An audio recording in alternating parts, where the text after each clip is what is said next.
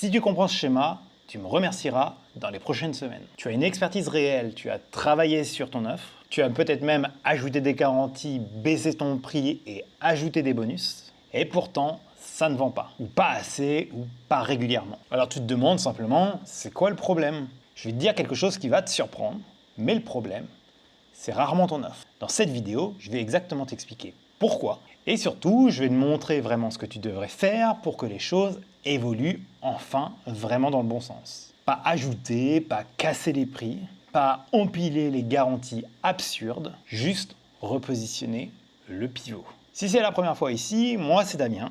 J'aide les solo builders à construire un business rentable autour de leur savoir et de leur expertise. Avec une offre claire, un système simple et dont l'objectif, une fois que tout est mis en place, c'est de pouvoir piloter son business en 2 heures par jour. Sans webinaire, sans appel de vente, sans usine à gaz. Si c'est quelque chose qui t'intéresse, regarde le premier lien dans la description. Alors le schéma que tu vois maintenant, c'est exactement ce qu'on va décortiquer maintenant ensemble. On y va. L'idée, c'est vraiment de t'expliquer comment ça se passe une vente concrètement et de comprendre sur quel levier tu devrais vraiment travailler pour faciliter la vente. Si on reprend les bases d'une vente, c'est simplement notre offre et de l'autre côté, notre prospect et il y a une espèce d'équilibre. Pour qu'il y ait une vente, il faut simplement que la balance bascule de notre côté et pour ça, qu'est-ce qu'on peut faire? Donc, à gauche, ici, j'ai notre offre.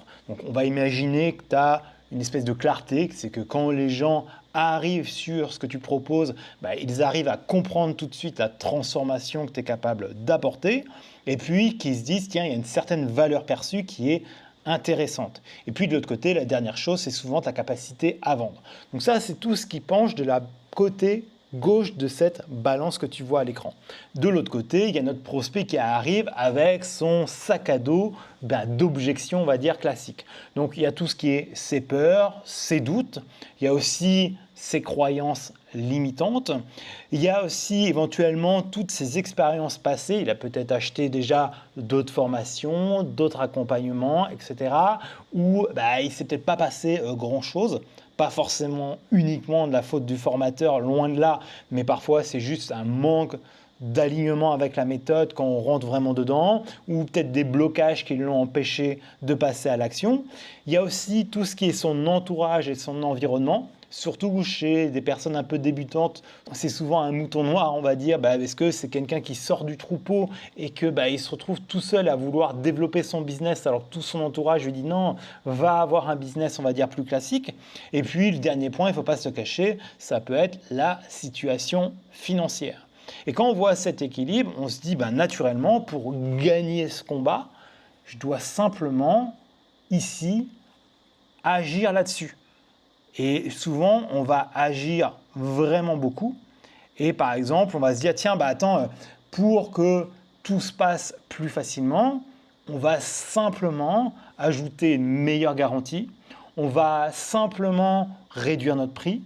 On va ajouter une tonne de bonus qui servent à rien. Et au final, il ne se passe pas forcément grand-chose. Et le problème, c'est vraiment de penser que nos prospects arrivent vraiment avec cet équilibre parfait entre notre offre et toutes leurs doutes, on va dire. Et le problème, c'est qu'on pense vraiment que le point de pivot est au centre de cette équation. Mais la majorité des cas, c'est qu'en fait, notre pivot, il n'est pas là du tout au départ, il est plutôt ici. Tout simplement parce que le trafic, il est froid, les gens ne vous connaissent pas vraiment, il y a beaucoup de peur, etc.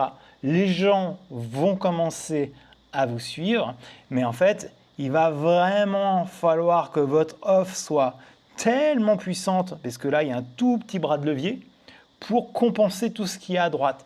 Et c'est ça qu'il faut se dire, ok, en fait, je n'ai pas un problème d'offre, je n'ai pas un problème de clarté sur mon message, et ça, c'est vrai dans 90% des gens. L'offre, elle est à peu près bonne. De temps en temps, c'est un peu de wording, c'est quelques petits détails à changer.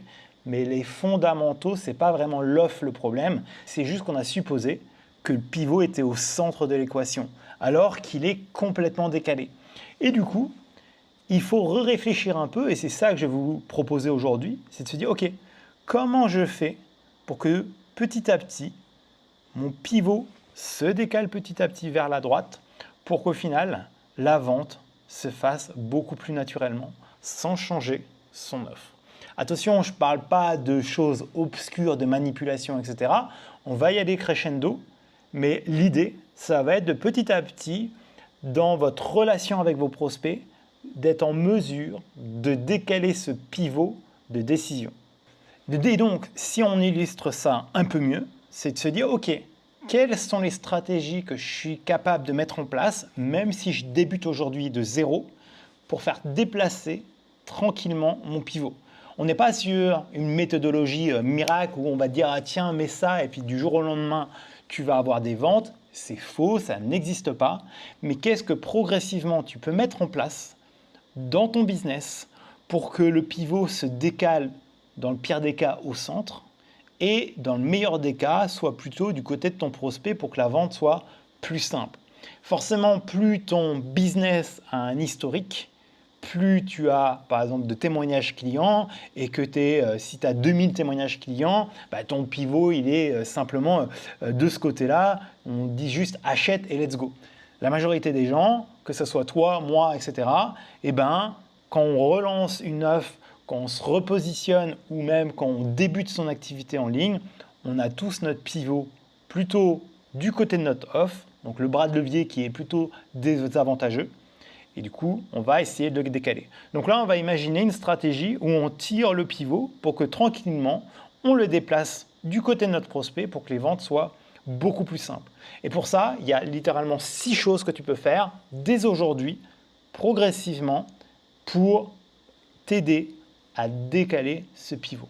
Donc on va y aller crescendo. J'ai vraiment aussi essayé de classer ça en mode, ok, tu débutes de zéro, voici ce que tu devrais mettre en place progressivement. Donc la première des choses, c'est simplement ton histoire et tes convictions. Tout simplement, tu as un vécu et généralement ton offre, elle vient de ton vécu. Pourquoi d'un seul coup tu te retrouves à faire ce que tu es en train de faire?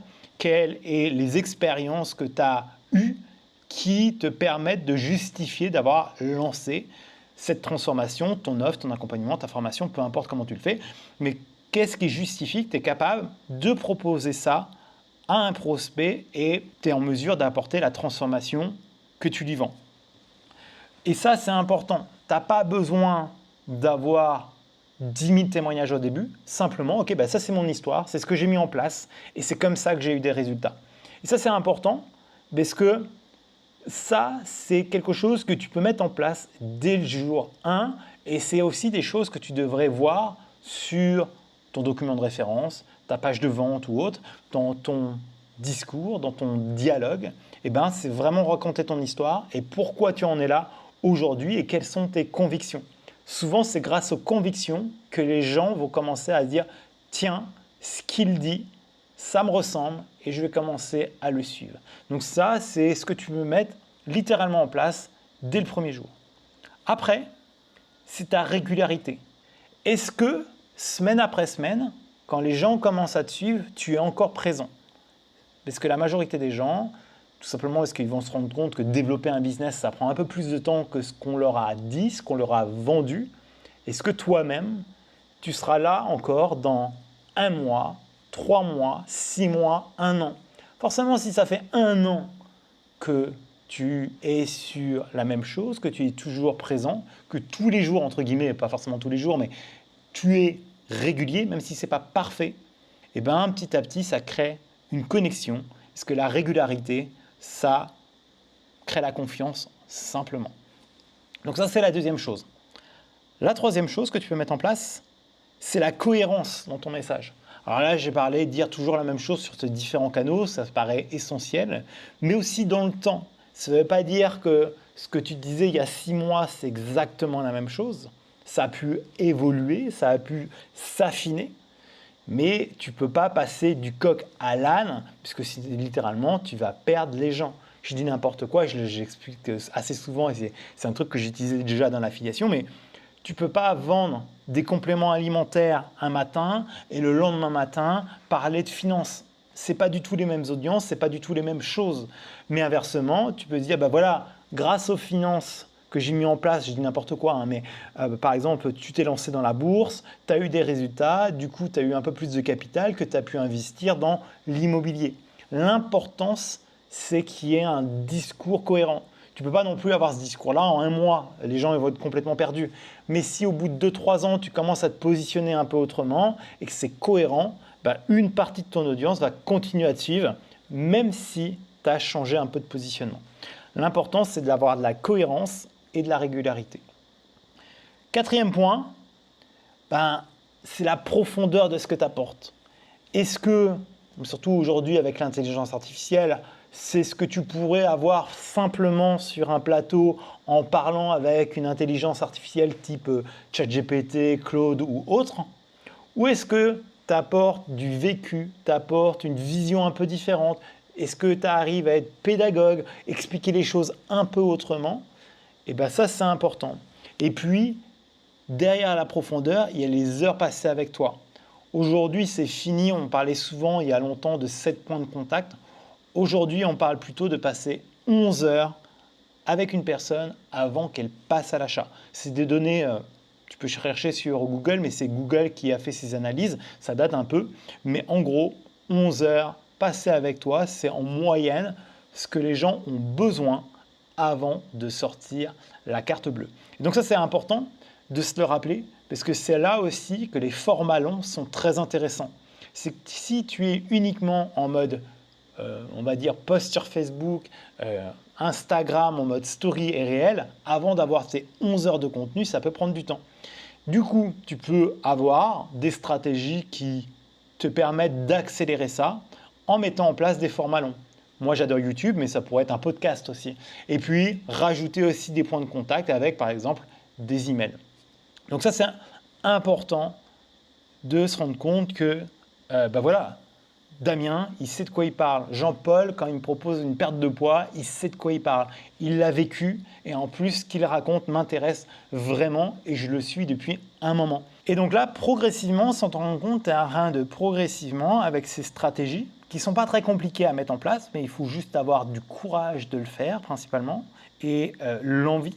C'est que progressivement, là, avec ce petit palan et cette flèche, plus tu mets de poids dans, on va dire, ce panier, ce pivot est en train de se déplacer de plus en plus. Donc forcément, tu pars de là, juste ton histoire, ça ne va pas suffire, ça le décale un peu. La régularité, ça ne va pas suffire.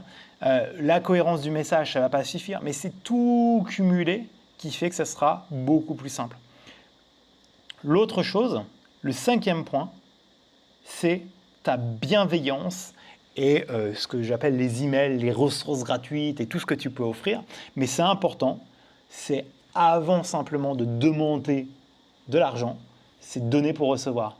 Il faut aussi comprendre que ce principe, c'est que par moment, tu vas donner à des individus, ce n'est pas forcément eux qui vont te le rendre, mais c'est, on va dire, un peu l'univers qui va te le rendre. Alors, je ne suis pas trop là-dedans, mais c'est important de comprendre, ce n'est pas parce que tu donnes à quelqu'un que c'est pile poil cette personne qui va sortir sa carte bleue. C'est simplement, ça se trouve, tu as donné beaucoup à une personne, elle va parler de toi à un prospect et ce prospect va acheter. Et ça, c'est aussi important à comprendre. Du coup, est-ce que dans ta stratégie, tu donnes assez de valeur aux gens pour donner envie d'aller plus loin? Encore une fois, le format long, il est royal pour ça, mais il n'y a pas que le format long.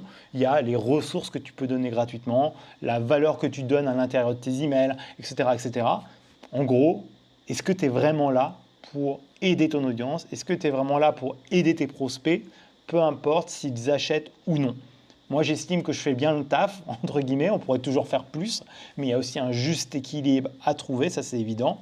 Mais quand je fais ce type de vidéo, je considère que j'aide vraiment ma communauté à mieux comprendre ce qui peut bloquer. Et puis, si ça les intéresse d'être aidés encore plus, soit ils les appliquent d'eux-mêmes, ou soit ils vont rejoindre Business 2 Hours, donc mon accompagnement, premier lien dans la description si tu as envie de faire un peu le curieux. Mais avec ça, tu as déjà tes premières billes pour se dire, ok, tiens, il me manque tout ça, il manque tout ça, il manque tout ça. Soit je le mets en place moi-même avec mes compétences, avec ce que j'ai, ou soit je prends un raccourci, je fais confiance à Damien et je mets en place. Et puis le Graal du Graal, mais ça, on ne peut pas l'avoir tout de suite, même quand on lance une nouvelle offre. Tout ce qui est témoignage client et résultat client, ça, la réalité, c'est que ça n'arrive pas en une semaine. c'est que le temps que tu trouves tes premiers clients, le temps que tu crées le contenu pour eux, le temps qu'ils appliquent, le temps qu'eux-mêmes aient des résultats, ben ça va prendre plusieurs semaines, voire plusieurs mois, et ça fait partie du taf. Et c'est pour ça que c'est le dernier point. Mais je te garantis que si tu mets les 5 premières choses en place, ton point de pivot, il est clairement à l'équilibre, voire il commence à être un peu de l'autre côté. On ne va pas se le cacher, le plus gros accélérateur de tout ça, c'est quand tu n'auras pas un témoignage, mais quand tu en auras 200, 300, mais ça va prendre des années, ça ne va pas arriver du jour au lendemain. Mais comprendre que faire déplacer ce pivot, ça va te simplifier la vente. Et ça, parce que notre prospect, il arrive avec plein de choses, plein de doutes, plein de peurs, etc. Il a un gros bagage, il a un sac à dos qui pèse lourd. Et même si ton offre, elle est parfaite, ben, tu luttes contre ça et tu luttes contre ce point de pivot qui est positionné d'une manière un peu désavantageuse, en tous les cas, quand il débarque dans ton écosystème. Peu importe aujourd'hui, si la personne, c'est la première fois qu'elle te rencontre, clairement, tu es là, même si tu es une autorité sur le marché. Si tu es une autorité sur le marché, c'est simplement que le pivot va avoir tendance à glisser beaucoup plus rapidement. Littéralement, ce pivot-là, si par exemple tu as une page avec 200 témoignages, il ne va même pas les regarder, ça va lui suffire. Et ce point de pivot peut littéralement se déplacer en quelques minutes complètement à droite. Ça dépend aussi des personnes. Il y en a qui doutent beaucoup plus par rapport à leur bagage, s'ils se sont fait déjà avoir, etc. Ça, tu ne peux pas le savoir. Mais comprendre ce principe, c'est dire, OK, j'ai mis en place une offre, ça ne sert à rien que j'essaye de la tweaker, etc., etc. J'ai des gens qui viennent la voir régulièrement. Qu'est-ce que je peux faire pour leur faire comprendre qu'ils peuvent investir chez moi pour avoir la transformation qu'ils souhaitent? Et ça, si tu arrives à mettre ça en place dans les prochaines semaines, et encore une fois, si tu remarques bien, c'est que tu n'es pas obligé d'avoir tes premiers clients tout de suite. Même si tu débutes aujourd'hui de zéro, bah, tu as tout ça, littéralement, que tu peux mettre en place presque dès la première semaine. Et la seule chose, c'est ta régularité de contenu, de présence, bah, va se mesurer aussi si tu es encore là dans 6 mois, 1 an sur ton positionnement. Mais tout ça, même si tu n'as pas encore de clients, parce que ça ne veut pas dire que tu n'as pas de compétences, ça ne veut pas dire que tu n'es pas capable d'apporter une transformation, c'est juste que trouver ses premiers clients, ça demande du temps et après il y a un effet cumulé.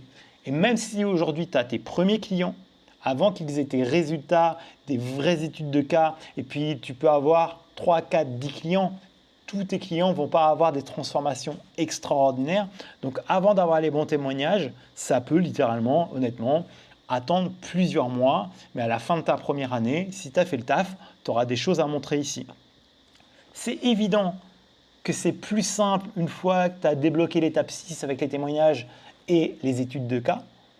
Mais il ne faut pas que tu restes bloqué à ne pas lancer ton offre si tu es vraiment certain que tu es capable d'apporter une transformation. Et c'est pour ça que généralement, tu es certain que tu es capable d'apporter une transformation parce que ça vient de ton histoire et de tes convictions. C'est aussi simple que ça. Donc, pense au pivot. Et si tu veux être accompagné pour mettre tout ça en place, va voir le premier lien dans la description. Juste petit disclaimer, je ne suis pas en train de dire que ce concept est fait par moi. C'est quelque chose que j'avais vu il y a des années en arrière, je crois en 2017, quelque chose comme ça. Un de mes mentors de l'époque m'avait expliqué un peu la vente dans ce style. Clairement, il ne m'avait pas spécialement expliqué toute cette démarche, cette profondeur. Ça, c'est basé sur mon vécu. Mais j'avais vite compris que le pivot était vite plus important que d'avoir la plus belle page designée, etc. Et ça, c'est important de le comprendre parce que sinon, on commence à travailler sur des choses qui ont peu d'intérêt. C'est pas parce que tu as un bouton qui clignote, parce que tu es capable, parce qu'on est en hiver, de la neige qui descend sur ta page de vente, etc., qui fera vendre. C'est complètement faux. Tu perds ton temps.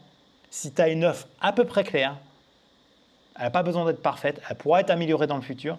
Mais si tu te concentres sur les 5 premiers points dès maintenant, pendant les 3 à 6 prochains mois, ta vie peut littéralement changer. Et ça, j'en suis absolument persuadé. Si tu as la moindre question, n'hésite pas, Les commentaires sont ouverts pour ça. Et si tu veux t'accompagner à mettre tout ça en place, je te propose d'aller voir Business to Hour. C'est un document complètement gratuit qui explique toute ma démarche, comment j'accompagne les gens.